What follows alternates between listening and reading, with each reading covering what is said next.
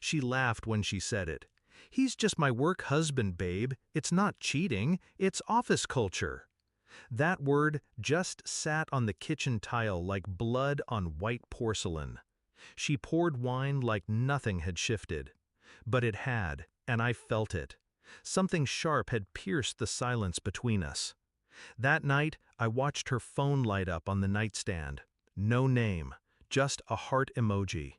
1:37 a.m. She turned her back to me, asleep or pretending. I didn't ask, I didn't touch her.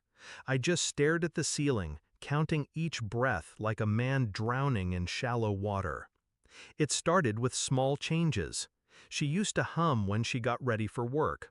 Now she checked her reflection 3 times and smiled at her phone before walking out the door. She came home later, tired, distant. The smell of unfamiliar cologne clinging faintly to her blouse like guilt in a bottle. I tried to believe her, tried, until one night while folding laundry, I found a receipt in her coat pocket. 2 entrees, wine, dessert, a hotel.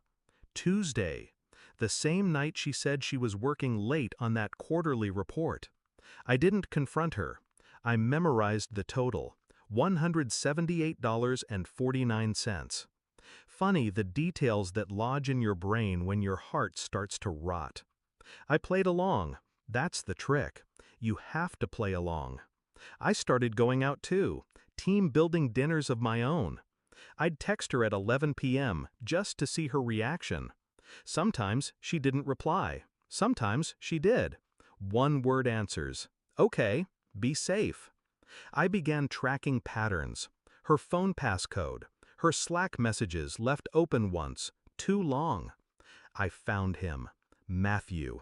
Mid-level manager, married. 2 kids. They called each other work spouses. She even joked about it during dinner once.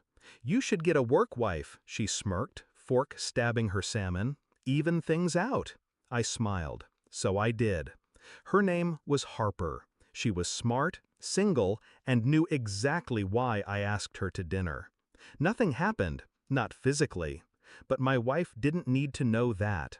What mattered was how her face twitched the first time I came home at 1 a.m., tie loose, smelling like someone else's perfume. She didn't speak, just stared, then went to bed without a word. Good, I thought. Let it simmer. The final piece came quietly. A synced Google Calendar, left open on her laptop. Friday, team dinner, Matt, wine, kiss. I took a screenshot, printed it, slipped it into a plain envelope. No note. Left it on her pillow and went to work early. That night she was waiting at the table, eyes swollen, mascara dried at the corners. "You went through my things?" she croaked. I didn't sit, didn't blink. "You lied," I said. Her voice broke. "It didn't mean anything?" That was the last straw. Not the cheating, not the hotel. The nothing of it. The way she buried her betrayal in euphemisms. I didn't yell. I didn't accuse. I just turned to the door. She followed me. "I messed up, okay? But you've been out late too, with that woman." My keys clicked in my hand. I turned. "She's my work wife," I said coldly. "Isn't that the rule?" Her mouth opened, then closed.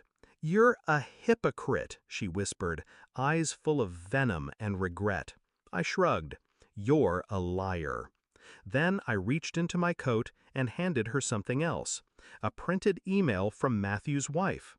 I had forwarded her everything, screenshots, calendar events, hotel receipts, all neatly organized in a PDF.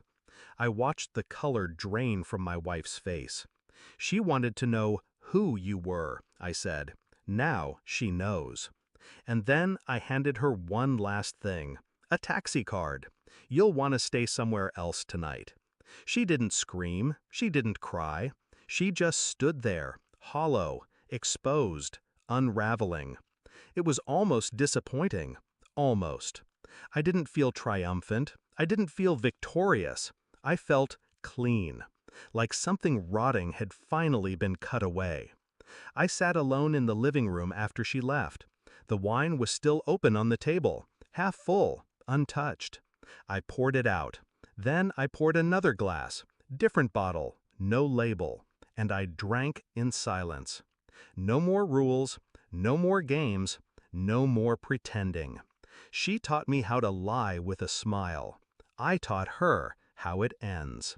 And when the cab pulled away, so did any reason I had to love her.